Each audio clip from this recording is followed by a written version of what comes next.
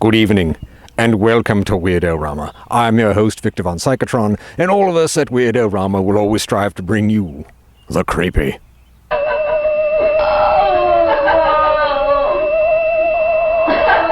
the strange,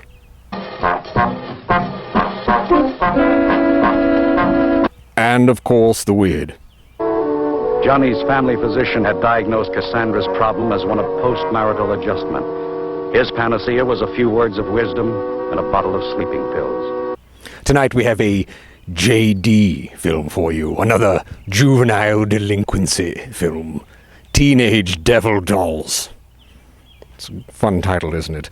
So lock all of your doors and windows, turn off all of your lights, sit back, have a cup of tea, and enjoy tonight's film, Teenage Devil Dolls. But first, a short film.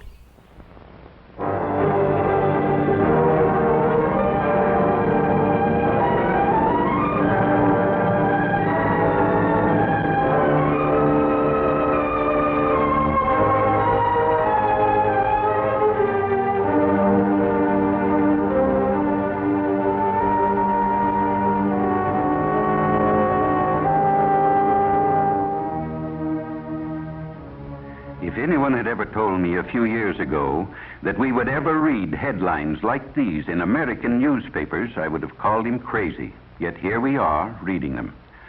In the middle of the 20th century, in the United States of America, hundreds and hundreds of teenage boys and girls are becoming hopeless dope addicts every year. It's fantastic, it's unbelievable, and it's terrible, but it's true. The government maintains 2 hospitals just to treat drug addicts at Lexington, Kentucky and Fort Worth, Texas. It used to be a rare thing for a juvenile to be admitted, but look at these recent figures. And remember, these are only confirmed addicts who have come to the attention of federal authorities. How many others are still only occasional users of marijuana or heroin, morphine, or in some cases sleeping pills? It's pretty hard to estimate. But there's one sure thing. Nobody is going to stay an occasional user very long. This is one game nobody beats. If you use narcotics, before long you'll have the habit, about the hardest in the world to break. And the dope addicts say, you're hooked. Well, how does one become hooked? The simplest way to answer that is to talk to someone who has had the experience. This is the home of Mr. and Mrs. Walter Howard. They just got their teenage daughter back after a 6-month nightmare that even Edgar Allan Poe couldn't have improved on. Mrs. Howard agrees to let us talk to her daughter, Phyllis, when we explain that we could use her case to help others avoid the same mistakes.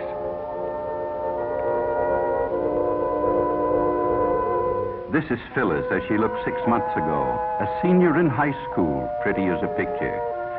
Just recently, she was released from the narcotic ward of the county jail in the custody of her parents.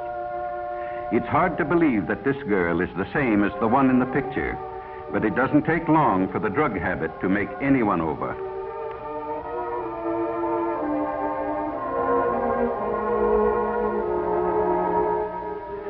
Phyllis wasn't anxious to talk about her experiences with dope, but she could see how her story might be used to help others, and she began to talk.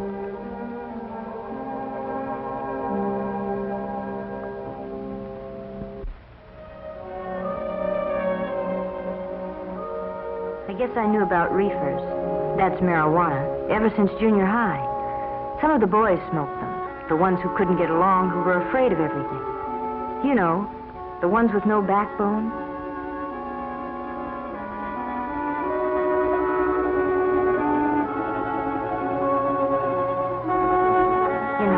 My girlfriend Ann and I went around with Jim and Bob. They both smoked pot. That's jive talk for marijuana. And after a while, Ann and I got so that we did too.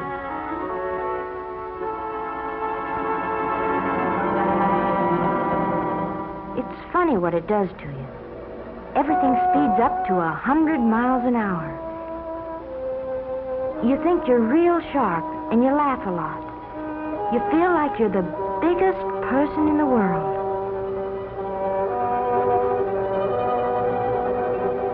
But I didn't feel so good when I came home high that night. My dad knew something was wrong, but he didn't know what. Mother was sure her daughter would never do anything bad. I'd been smoking pot for quite a while before I met Chuck. I guess he was what the newspapers call a peddler. He supplied the kids at school with whatever they wanted. Most of them used reefers like us, but some liked stronger things. There was something intriguing and different about Chuck. I guess I appealed to him in some way, too. Anyway, I found out later what it was about him. He had the heroin habit. He was hooked. Chuck and I started running around together, and one night he asked me up to his place. I knew by now he started peddling after he got the habit, so he could get H for himself. He needed a lot because he had a big habit. You know something about hypes? They're like a disease.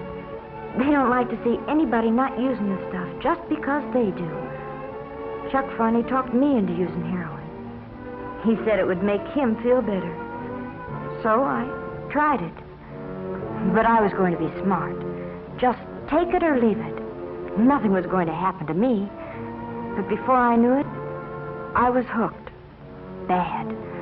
I had a heroin habit as big as Chuck. I hadn't been home in weeks. Oh, Chuck and I were married, but it didn't matter very much. Nothing does. Not when you're on H. All you think about day and night is dope.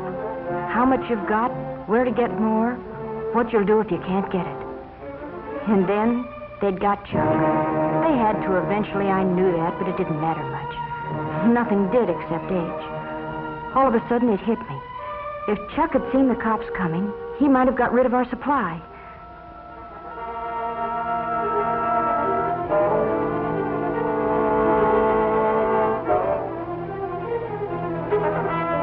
That's what happened. Chuck got rid of everything. Probably in the garbage disposal. Oh, that's a favorite trick of hypes when they're going to be arrested. But it left me in an awful spot. I needed a fix bad. So bad I didn't care whether I lived or died. And I didn't know whether I'd ever get another cap.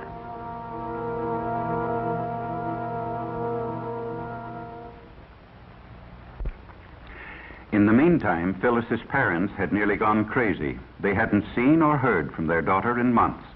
Mr. Howard checked every newspaper story that might by any remote chance have to do with Phyllis. But gradually their hopes died. They were almost convinced she was dead. But I wasn't dead. I tried once to kick off the habit, but I was too far gone. You know, the police say, find a heroin addict and you find a criminal, and that's just about it. If you're hooked bad, it costs about $30 a day for H. Boys get the money by stealing or swiping car parts, maybe by holdups. Girls take up street walking or do what I did, become peddlers themselves. When Chuck went to jail, I used his contacts and peddled dope myself. Sure, I knew it was wrong, but when you're hooked, you can't help yourself. They got me eventually, too, just like they did Chuck. And when I was arrested, I was almost glad. I told them I wanted help. I wanted to try and kick it off. Oh, it was horrible. 5 days, and I didn't care whether I lived or died. It feels like your skin is being torn right off you, and then you ache all over and get sick and you can't breathe. Your nose runs and you have a high fever, and then you pass out, but when you wake up, it starts all over again. 5 days. But I was lucky. I kicked it off, and I've never used dope since. Maybe what happened to me will keep it from happening to somebody else. Or I don't even want to talk about it. And all I hope is that someday I can forget it. Well, that's Phyllis's story. In the United States of America, 20th century. Unbelievable, isn't it, that such things can happen? Phyllis's case is typical. Most teenagers start off with marijuana. Then they decide to see if heroin has any kick. It does. Sometimes it only takes a few days to find out they can't leave it alone. In order to get money to buy it, they turn to crime. And that's the story. There are practically no happy endings when you fool with drugs. Doctors say restoring an addict to normal life is about the toughest thing in medicine. Well, what's the answer? Enforcement? Yes, that's one of them, certainly. In the Far East a few years back, they were lining up dope peddlers and shooting them in the back of the head. But it didn't stop addiction. It just made it harder for victims to get the stuff.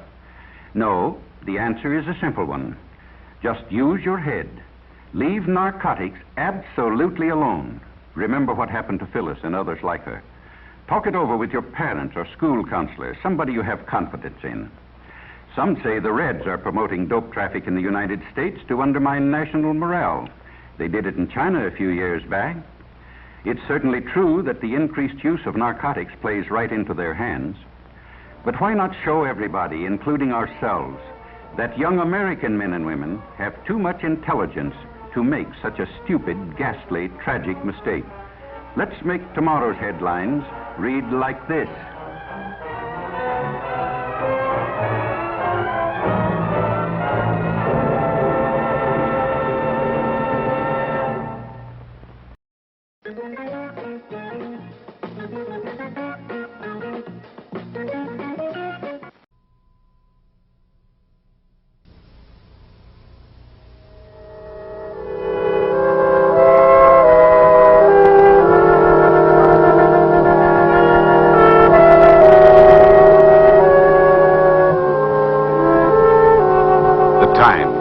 September the 11th, 1952, morning. Cast of characters, 5 to close the files with. One Latin American to be known as Cholo Martinez, wanted by local and federal agents on both sides of the international border, from the Gulf of California to the Rio Grande. One neurotic mother, one very tired stepfather, and one 19-year-old girl whom we shall call Cassandra Lee. An arrested narcotic case with an 18-month history of heroin addiction. And one police officer, myself, Lieutenant David Jason, City Police Department, Narcotics Division. It wasn't until sometime later that morning that I was able to account for the girl's sudden change in behavior. Cassandra hadn't seen Martinez since the day he disappeared in the desert north of the Mexican border close to 3 months ago. Nor had anyone else. His appearance now was unaccounted for.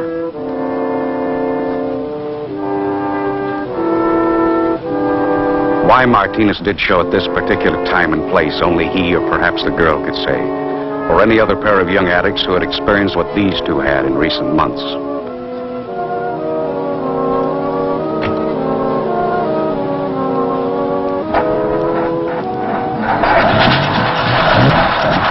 Martinez was still very much at large. But the Lee girl was now involved in the legal process of being transferred to the Federal Narcotic Hospital in Kentucky as a ward of the juvenile court.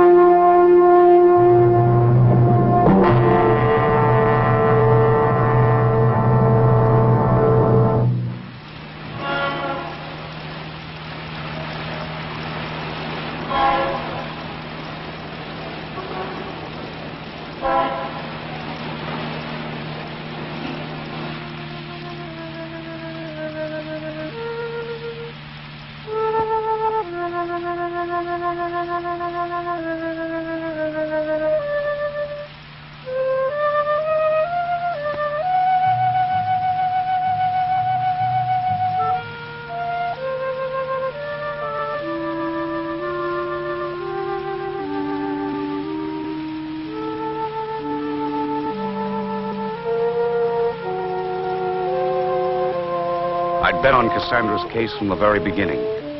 It didn't take too much imagination to figure out who it might be that was tailing us to the station.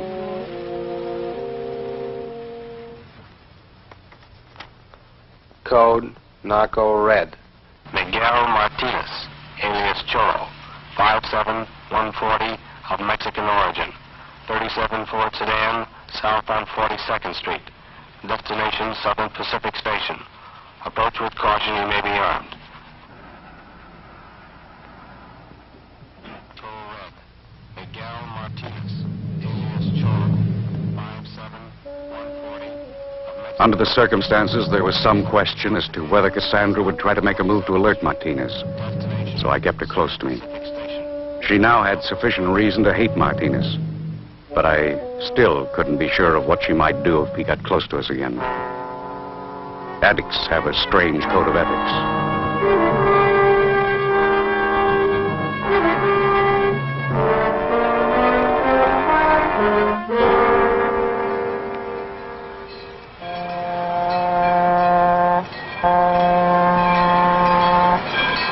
Somewhere between the time of arrival and departure of the eastbound limited that day, the police department would officially close out the file on the Lee girl's case, writing off 3 years of Cassandra's turbulent past. Motorcycles were a part of Cassandra's turbulent past.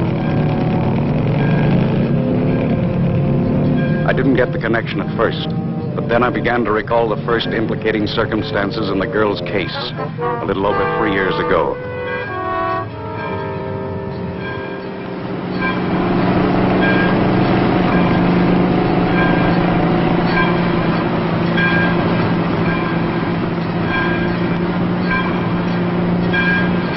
It began in the summer of 1949, several weeks before school started. That summer, Cassandra worked as a stock girl in her mother's small downtown place of business. Across the alley, there was a motorcycle repair shop. It was here that Cassandra first became acquainted with Russell Packard and his motorcycle pals, a fast bunch of kids all suffering in various degrees from the same kind of emotional insecurity that Cassandra had been afflicted with during a lifetime of being bounced from the knee of one stepfather to another by a much-married mother. Mrs. Lee's lack of sympathy for the problems of the teenage personality, coupled with the frustration of knowing that she had somehow failed Cassandra as a mother, fomented emotional situations between mother and daughter that played havoc with the emotional stability of both.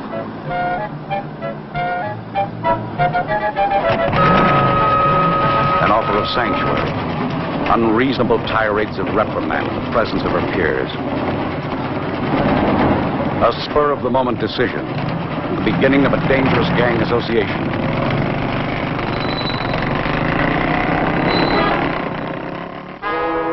Later that same day, at an old abandoned stadium just outside of town, Cassandra encountered one of the most damaging aspects of many of today's youthful gang associations. Reefers, marijuana, one of the lesser narcotics whose use often constitutes the first faltering step toward addiction to the harder drugs. And now, as the newest member of this gang of kids to whom the use of marijuana had become the big-time thing, Cassandra found herself the target of one of the most devastating social pressures existing among our teenage population today: conformity to the group pattern.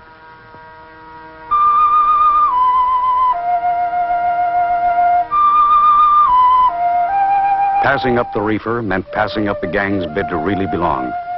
Her refusal to conform would place her in the precarious social position of being with the group, yet outside of its circle of confidence. During her next few weeks with the gang, Cassandra was more or less regarded with suspicion and subjected to subtle ridicule. But she managed to hang on by sticking close to Packard. She rode with the gang, but always somewhat apart from the group, having as yet failed to gain their confidence.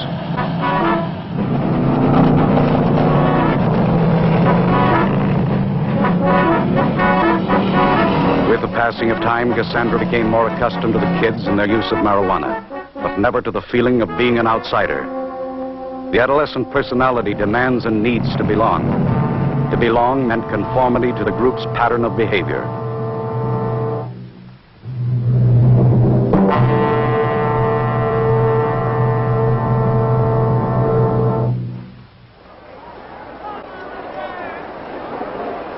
By the end of the following school year, Cassandra's personality had undergone a gradual yet drastic change. She'd become irritable, reticent, and pointedly antisocial.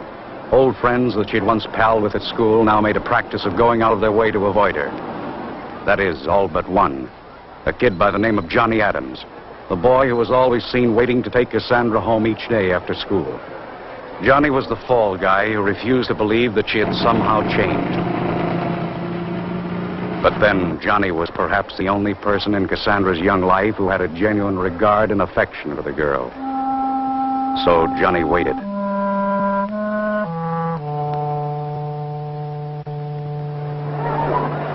When the last day of school rolled around in May of that year, Cassandra was still flying high. But her scholastic average during her last year of high school had fallen to its all-time low. The possibility of college, which had once counted on heavily as an avenue of escape from home and family, was now completely out of the question. Her school days were behind her, and Cassandra was frightened. But there was an out. Johnny was still waiting.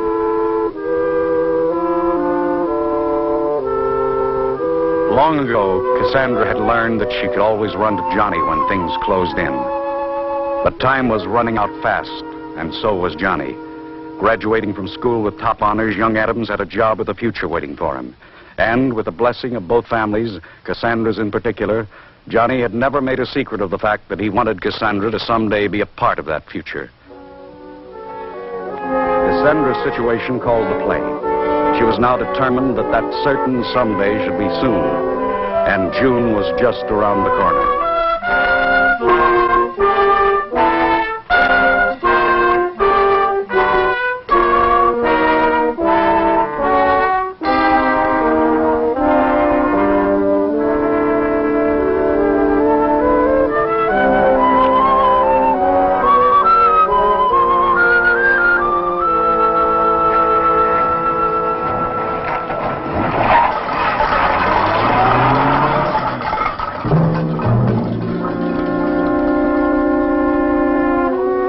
Emotionally immature and badly maladjusted, Cassandra was ill-prepared for the adjustments and routine responsibilities of married life.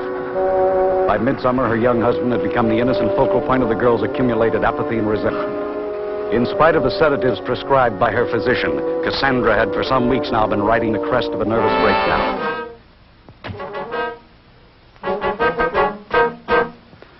Aware only of the fact that recently his young bride had not been well, Johnny had little insight as to the emotional nature and background of her condition, and with the passing of time was finding it increasingly difficult to account for her frequent displays of mood and temper.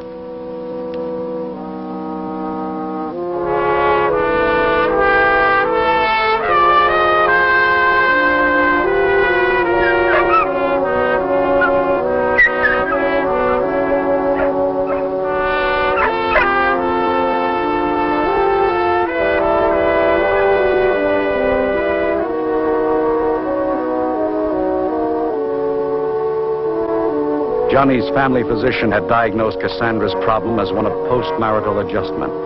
His panacea was a few words of wisdom and a bottle of sleeping pills. Johnny's solution to the problem was equally superficial, being based upon Cassandra's habitual complaint of boredom during the long hours of the day while he was at work.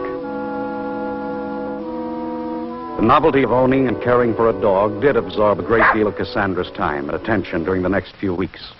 But Johnny's dog, like the doctor's sleeping pills, was hardly the answer to Cassandra's problem. Deep within this girl's emotional makeup was an impelling fury of discontent that was immune to medications and momentary diversions of interest.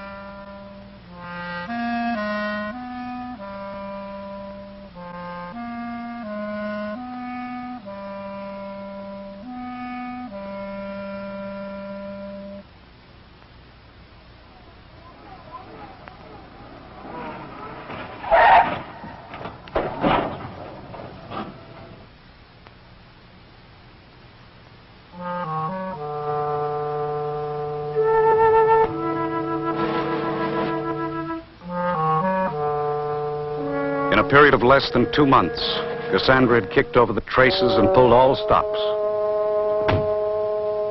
By persistently accusing Johnny of countless personal inadequacies, some real, some imaginary, Cassandra had cunningly unloaded the blame and responsibility for her own misbehavior, including the possession and use of marijuana, at the feet of her bewildered young husband. Paralyzed by a guilt complex, young Adams stood by and helplessly looked on, while his young wife started down the long road the junkies call the route.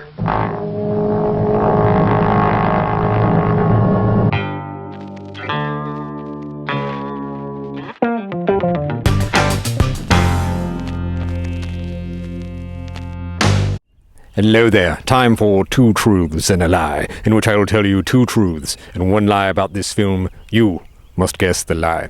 First, the original title of this film was One-Way Ticket to Hell. Second, the drug bust scene in this movie was actually filmed at the director's house. Third, the actors playing the parents of Cassandra in this film actually were her parents. There you have it. We'll tell you the lie by the end of the film. Good luck.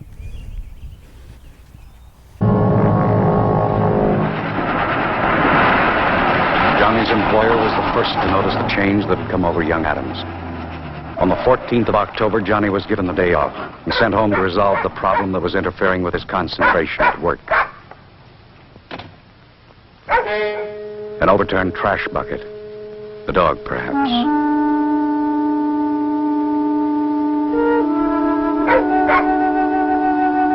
In among the tin cans and food cartons, Johnny found half a dozen or more small bottles of a type commonly used by druggists when filling prescriptions. Seconal, sleeping pills. And this was the dreamer. The junkies call them goofballs, and Cassandra was about as goofed up on Seconal as the physical limitations of the human body can stand. Young Adams knew that Cassandra had been issued a prescription for sleeping pills on several occasions, but he became alarmed when he noticed that the issue dates on the labels of 6 of the bottles were all within a period of less than 1 week. It was apparent that Cassandra had now added forgery to a fast-growing list of indiscretions and misdemeanors. He was even now trying to top that list with suicide. There was another bottle of Seconal hidden behind the incinerator.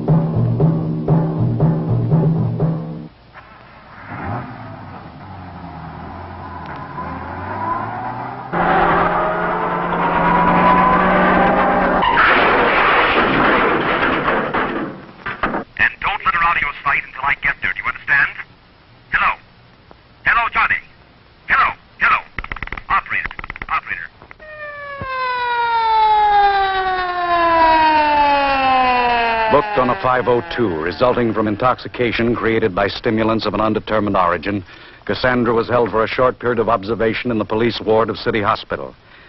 When medical investigation proved inconclusive, she was then released into the custody of her husband and parents.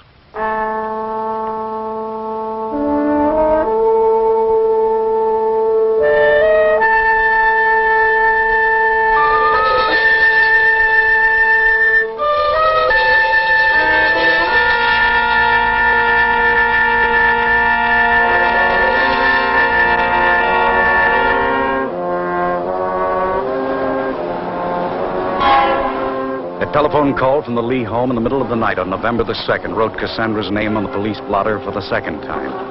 This time as a missing person.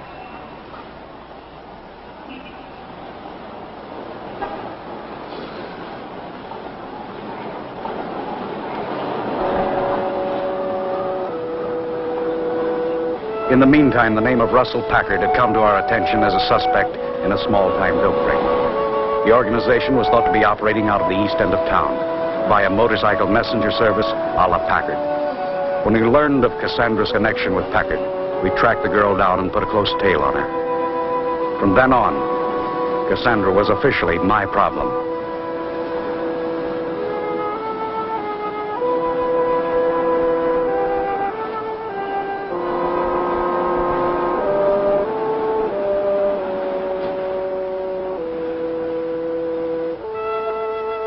We were tailing Cassandra in the belief that her trail might lead us to Packard, and consequently into the dope ring's operational headquarters. By late afternoon, it began to look as though our hunch might pay off. She was blazing a trail right into the east end of town. The lead was just beginning to look promising that afternoon when the trail came to a dead end at one of those high-type flop houses down along Skid Row. When I saw Cassandra buttonholing a couple of junkies lounging around the hotel lobby, I realized that she was trying to get a lead on Packard herself. When I walked in, the girl was still asking questions, so I obliged her by answering a few. I told her I'd recently bought some junk from a guy by the name of Packard at a little joint over near 3rd and Main. Offered to drive me there for a look-see.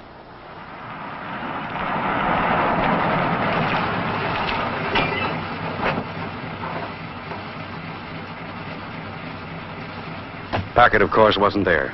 But the fake lead I'd thrown Cassandra's way bought me into her confidence. When she got back into the car, she told me she had a couple of hunches she'd like to run down. Wondered if I'd mind driving her around a couple of other places. These other places she had in mind were some of the sleaziest joints in town. When she came out of the one they called a Club Cabaret, I could tell by the expression on her face that she'd gotten the word from someone.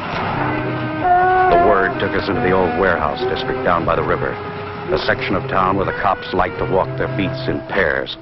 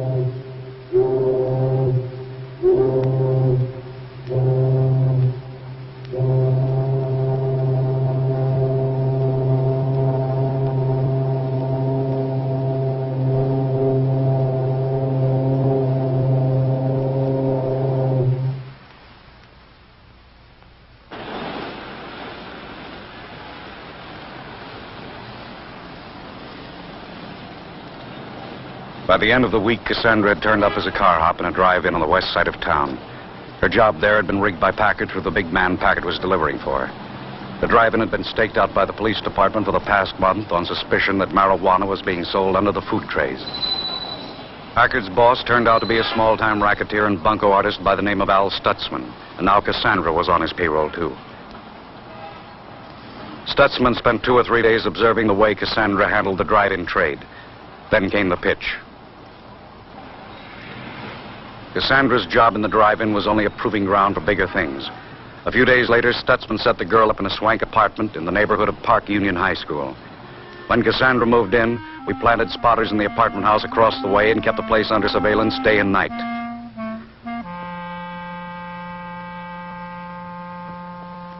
Cassandra had been recruited by Stutzman to expand his traffic in marijuana. Along with the apartment, Cassandra was given the job of holding open house and playing hostess to the teenage bop crowd from the neighboring high school.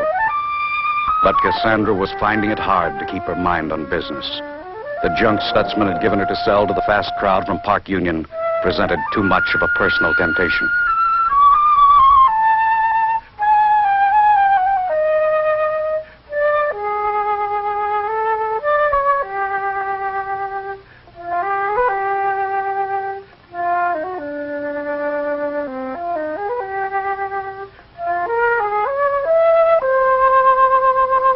Cassandra's weakness for the merchandise she was given to retail periodically put the skids under Stutzman's caper at the apartment house. But in between the girl's recurrent breakdowns, business was carried on as usual.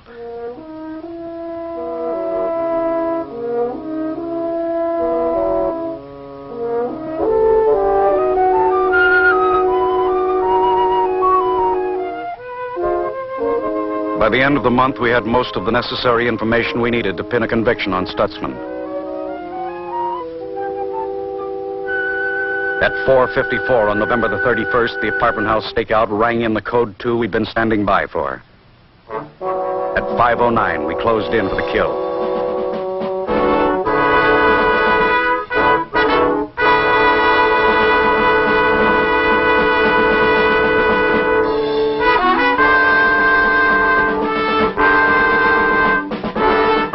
The raid on Cassandra's tea party miscarried.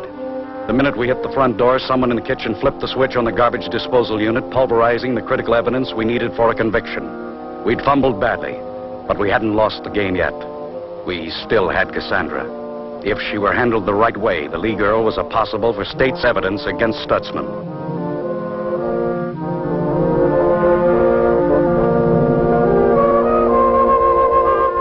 Down at headquarters that evening, I could see that Cassandra wasn't going to buy the reform program that I was outlining for consideration. She knew the evidence we had implicating her was, for the most part, circumstantial. But, on the other hand, the girl was smart enough to realize that what little we did have was just enough to make things uncomfortable. She finally expressed a certain willingness to cooperate.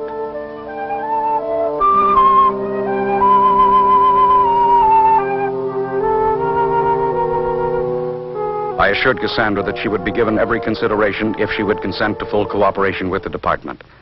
This, of course, meant not only giving testimony against Stutzman, but also any information she might possess now or in the future concerning other narcotics violations within our jurisdiction.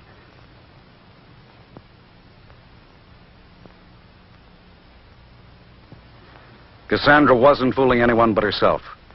Addicts have but one loyalty, to themselves and their all-consuming drug habits.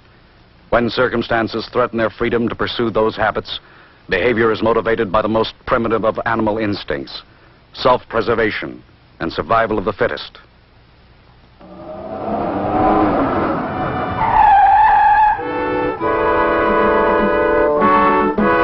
The rest of Cassandra's cooperation with the department amounted to an occasional tip-off leading to the arrest of several teenage gangs around town that were still playing the dangerous game.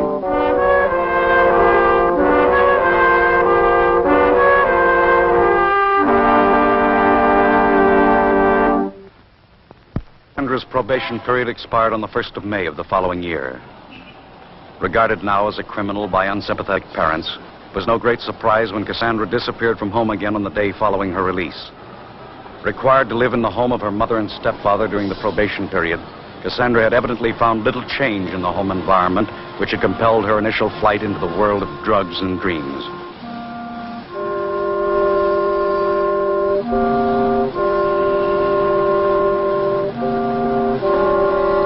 It was sometime during that first week in May that Cassandra's path crossed that of a young woman paying the highest possible tariff in terms of the narcotic route of escape, the heroin addict, suffering from the preliminary symptoms of narcotic withdrawal.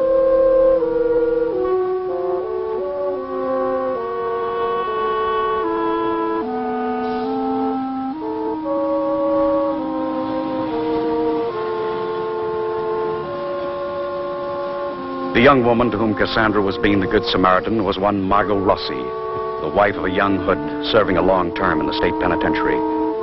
Margot had once made the fatal mistake of trying to fill the vacuum in her life. First with drugs in general, then heroin in particular. Now, when deprived of that drug for any length of time, she was tortured by the cruel sickness of narcotic withdrawal. Though from entirely different socioeconomic backgrounds, these two young women had much in common. And built upon this common ground was the beginning of a new and dangerous association.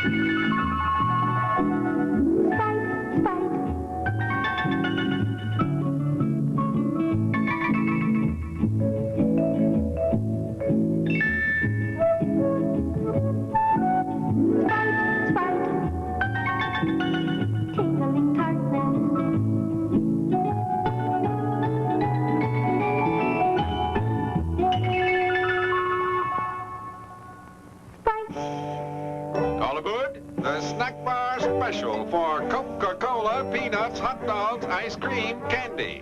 That's the snack bar special for Coca-Cola, peanuts, hot dogs.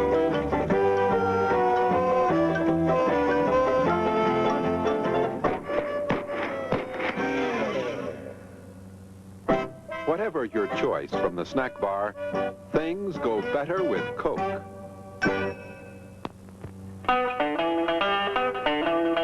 It's intermission time. Time to pause and refresh at the snack bar.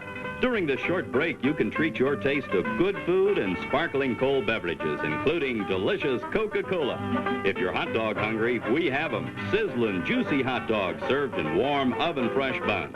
Plus a complete menu of all your favorites. Visit the refreshment center now.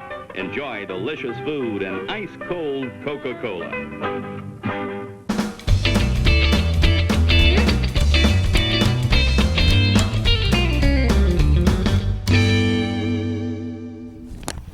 Hello there.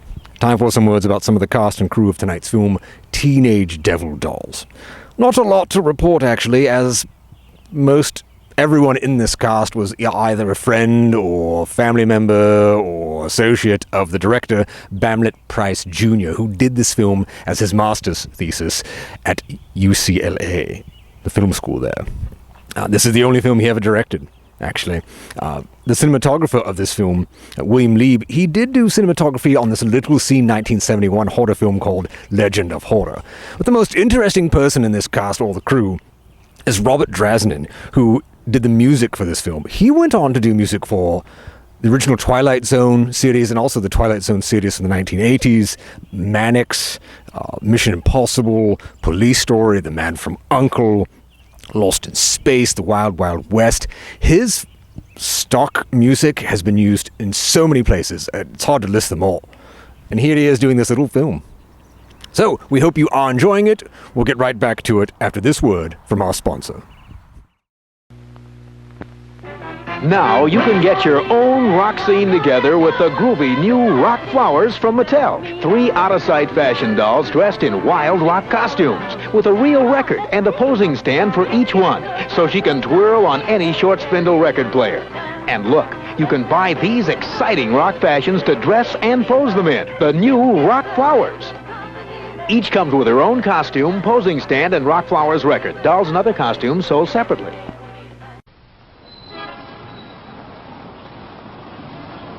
In the weeks that followed, Cassandra and Margot Rossi became not only the closest of friends, but also partners in business. Margot had resorted to devious means of supporting her expensive drug habit. One of these had been the retailing of marijuana on street corners for a pandering dope merchant by the name of Sven Bergman, the pusher on whom Margot had become dependent for her supply of heroin. With Cassandra's encouragement, however, Margot had broken with Berkman, and the two girls were now in business for themselves.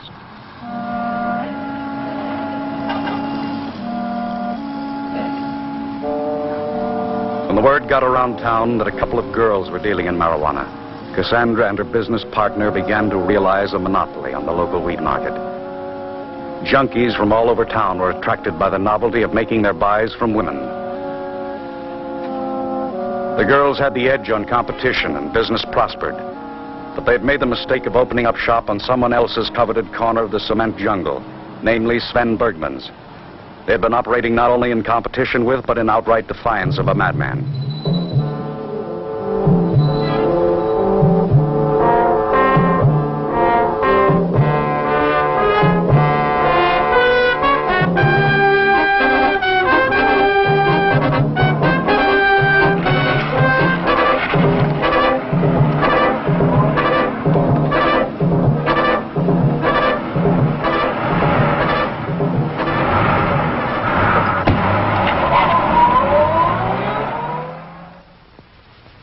For any young addict to have known this man was to become his slave, and Margot Rossi had been one of his so-called employees. Reforging the shackles and shortening the chain on one of his renegade slave employees was simply a matter of increasing the mainline jolt of heroin, thereby increasing the slave's dependency upon the master and his supply of the drug. Cassandra had encouraged Margot to break with Berkman, but Margot, unfortunately, had neglected to inform her young friend of the sinister circumstances involving her relationship with her would-be ex-employer.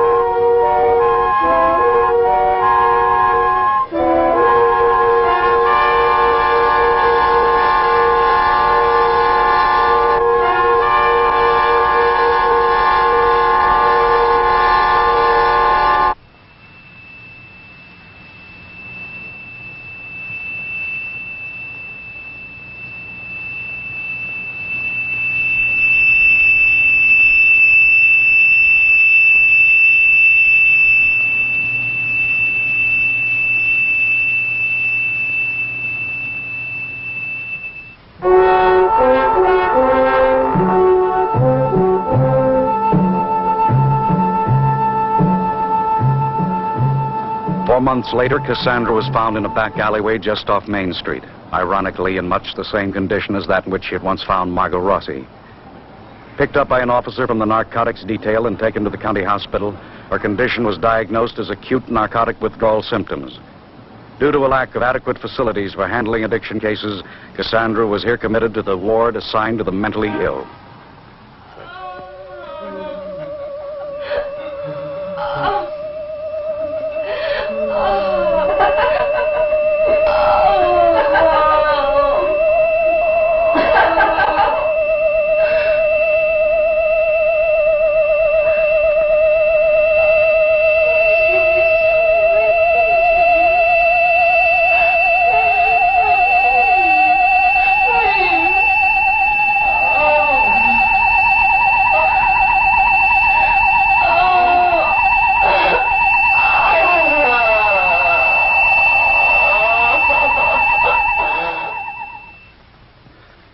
Shortly after Cassandra's commitment to County Hospital, the press renewed their war of words against the city's ever-growing narcotics problem, and this time with bitter invective. City Hall countered with an appropriation to increase the manpower of the narcotics detail, and we followed up with Operation Cleanup. Starting with the bad boys of the medical profession, we picked off the quacks around town that were suspected of indiscriminate narcotics administration. By October the 4th, we had the dragnet anchored down over the entire city. The big drive was underway.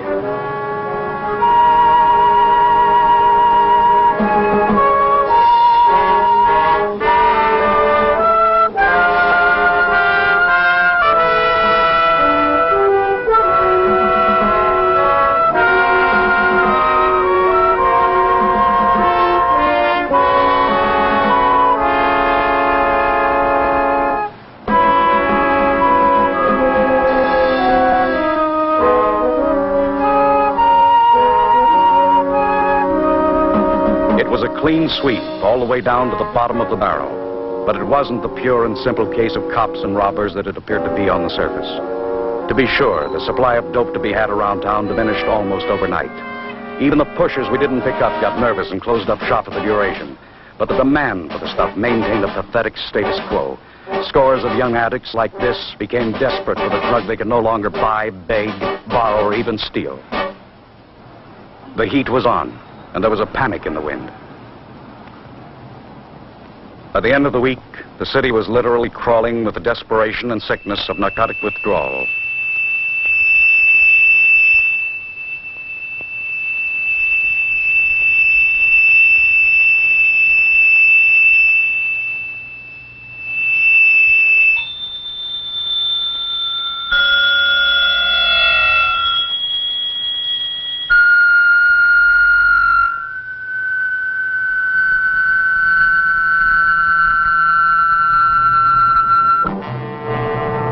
Some we found dead.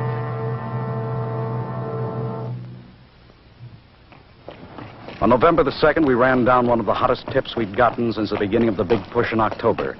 Our first lead on the whereabouts of Sven Bergman, but it didn't amount to much. It would have taken something like the assistance of the state militia to have smoked Bergman out of that complicated maze of tunnels comprising the municipal storm drain. It was about 2:30 in the afternoon that day when Bergman gave us the slip. On the other side of town, about 6 miles away via the storm drain, the Rossi girl waited to keep an appointment of mercy with an old friend.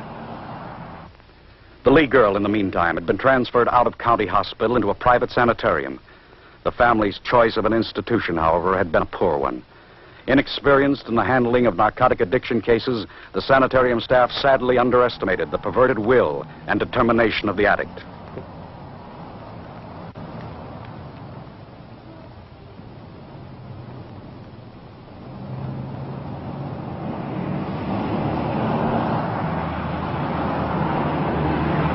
Since Cassandra's release from county hospital in October, Margot had been putting the bite on Bergman for some $40-odd worth of heroin a day that was being smuggled into Cassandra at the sanitarium.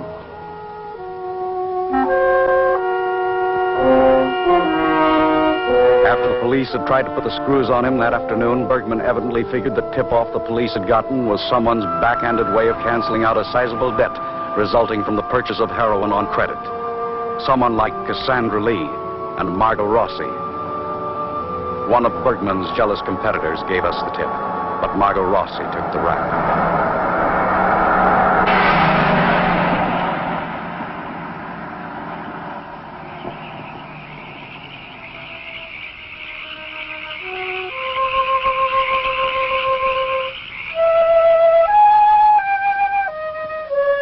When Margot was found murdered, Cassandra's parents lost little time removing their daughter from the local scene.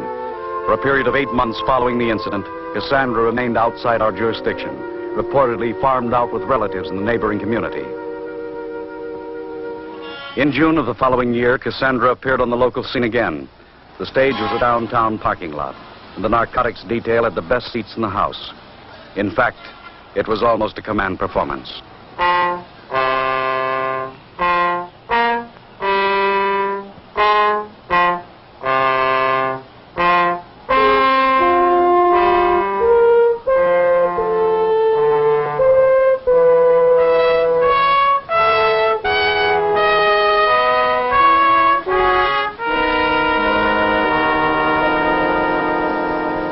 When Cassandra was hustled out of town by her parents in November, the girl was still a confirmed heroin addict. haunted by the incessant demands of her drug. Her search for heroin on the back streets of a new locale led her into the dangerous company of one Cholo Martinez, and consequently into the middle of what we believe to be an international car theft and smuggling operation. For the past 3 months, we'd been quietly observing the operation while systematically eliminating its stateside membership one at a time. Martinez, the ringleader, and his amigo Jimmy Sanchez were the only two left in circulation north of the Mexican border. Cassandra, who in recent months had become Cholo's woman, was now doubling in brass for some of the absentee members who had in recent months disappeared into the protective custody of the county sheriff's office.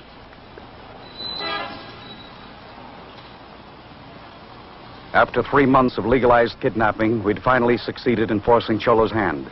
He and Sanchez were trying to pull a job by themselves. To this very end, we had carefully deprived Martinez of his organization of addicts and thieves. With only a skeleton crew now, composed of Cassandra, who at the moment was doing a masterful job of distracting the parking lot attendant, and Jimmy Sanchez, a mental defective, it was almost certain that Martinez would take the stolen car directly to the rendezvous point on the Mexican border, where it would then be sold in exchange for wholesale quantities of heroin.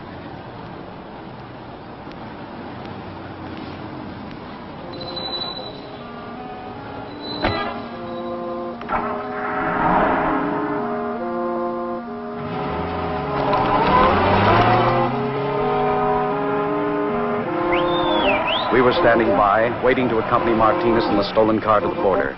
The big game was in Mexico.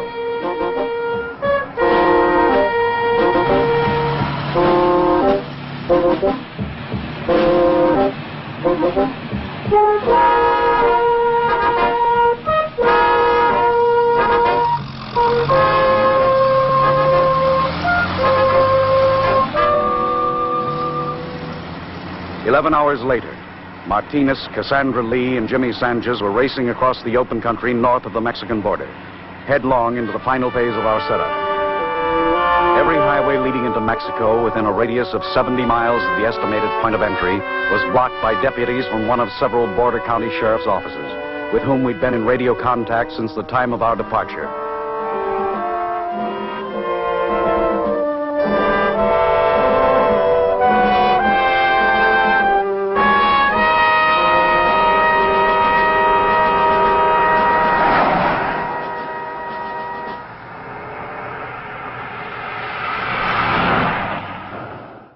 Hello there, Victor von Psychotron with an apology. It's come to our attention that in the film Teenage Devil Dolls, there are no actual devils. There are plenty of teenagers, though. Many, many, many teenagers. And there is a doll, there is a teddy bear, and I suppose this adorable puppy could be considered some sort of doll, but there are no devils. There's even a church. There is, however, the devil's lettuce, so perhaps that makes up for it. Estimating the mileage from his last stop for gasoline, we knew that Martinez would have to make one more stop to refuel before crossing into Mexico. To carry out the rest of our plan of action, it was mandatory that we separate Sanchez from Martinez at a point somewhere near the border. The Mexican police were standing by, waiting for certain vital information we expected to get from Sanchez.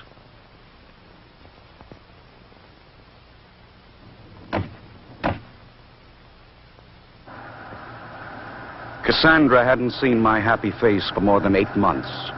It was quite a shock.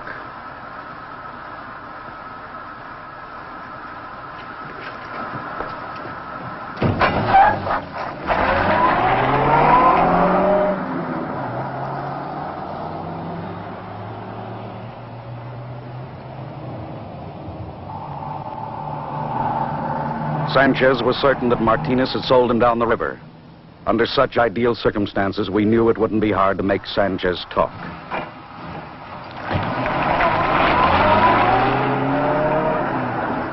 When Martinez and Cassandra turned off the main highway onto one of the old dirt wagon roads leading into Mexico, we checked their point of departure on the map and made a beeline to the key roadblock, only minutes away.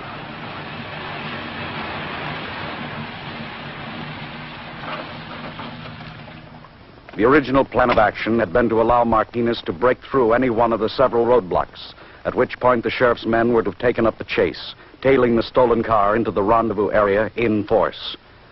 But Martinez had decided to make it into Mexico the hard way, across some 70 miles of open desert. In the meantime, Sanchez had given us all the information the Mexican police would need to bottle up the works in Mexico. The rest of the show is now up to the men from the sheriff's office.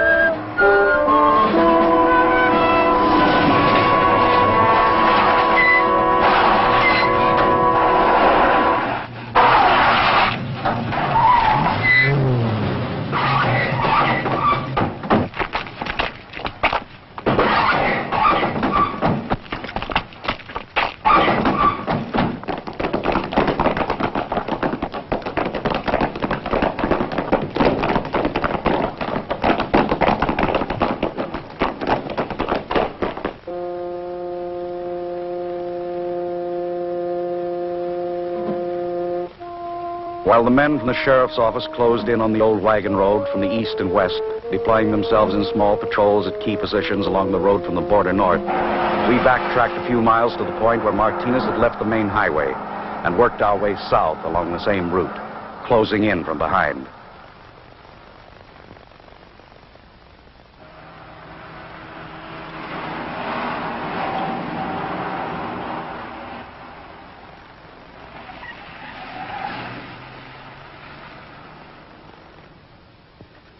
One hour and 20 minutes later, the patrol, observing the last 3-mile section of wagon road north of the border, could report having sighted only one vehicle in transit. And that one was ours.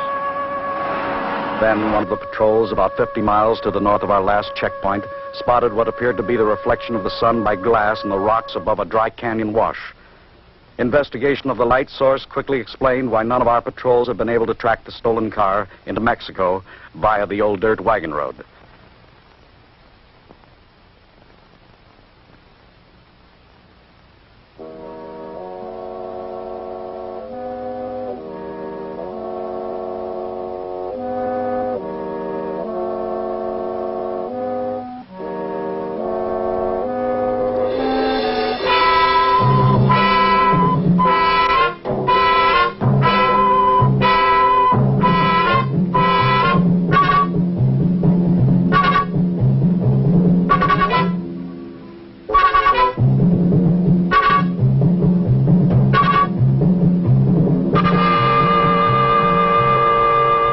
In the panic of escape, Martinez had momentarily forgotten that both he and the Lee girl were slaves to a needle. In the glove compartment of the stolen car, I found a brown paper bag containing the evidence of this potentially fatal oversight. A bent spoon, hypodermic needle, and more than a dozen bindles of heroin. Exhibit A, the oracle of impending tragedy. The temperature in the desert out there was pushing upwards of 107 degrees in the shade. The nearest watering spot, 30 miles away. Deprived of their drug under these debilitating circumstances, it would only be a matter of hours until Martinez and the Lee girl would both gradually succumb to the ascending violence of narcotic withdrawal.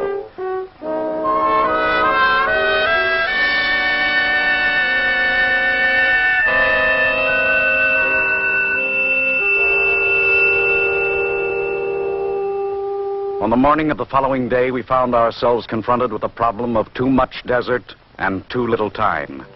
Using every available man the sheriff's office could muster, we began the massive yet necessary task of combing every inch of desert within a 15-mile radius of the canyon where the car had been found.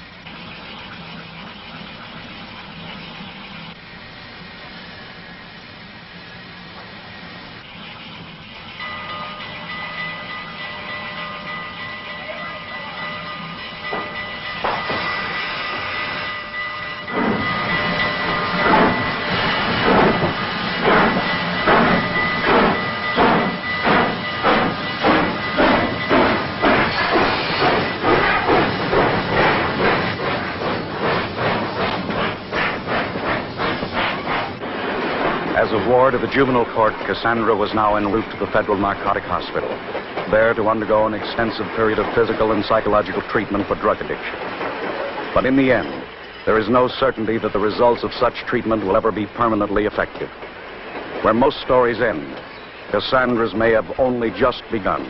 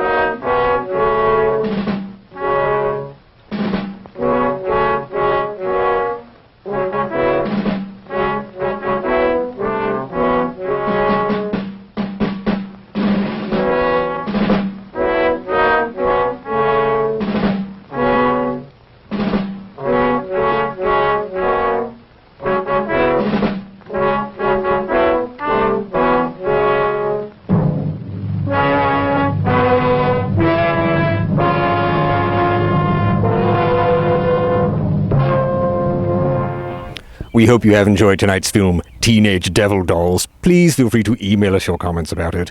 Also be sure to check out our blog, Facebook fan page, Twitter feed, Weird-O-Rama.com, and our Patreon page, if you are feeling generous and have some spare change just lying about.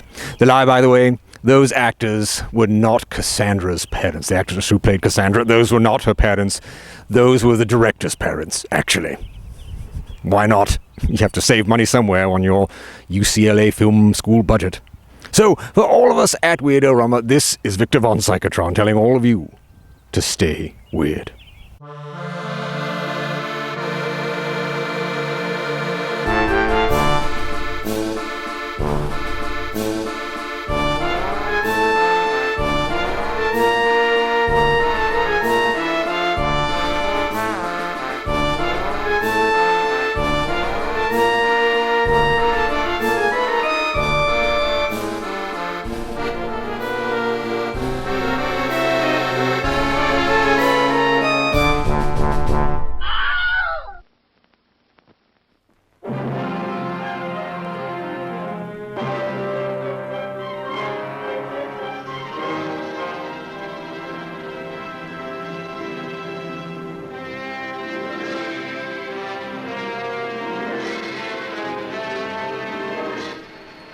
として空飛ぶ円盤東京に現る。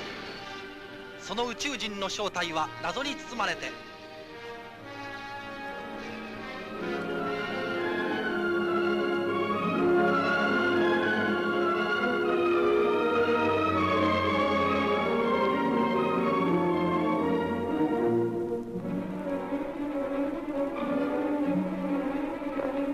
強い光だな。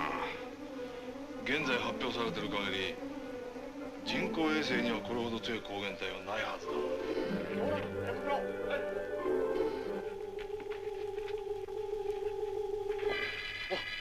ガイドを持った。怪しく輝く青白き光。日本人に姿を変えた宇宙人とは。地球上において今すぐ原水爆を平和量に切り替えても手遅れです。地球が壊滅するという事実が数日前宇宙船より観測されました。そんなバカな。信じられん。我々を混乱させるために。それ光だわ。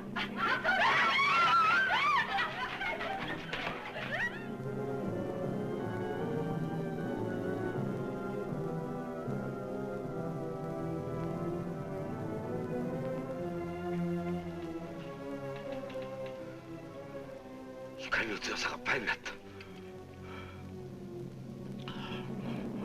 あるとの距離が衝突まであと5日です。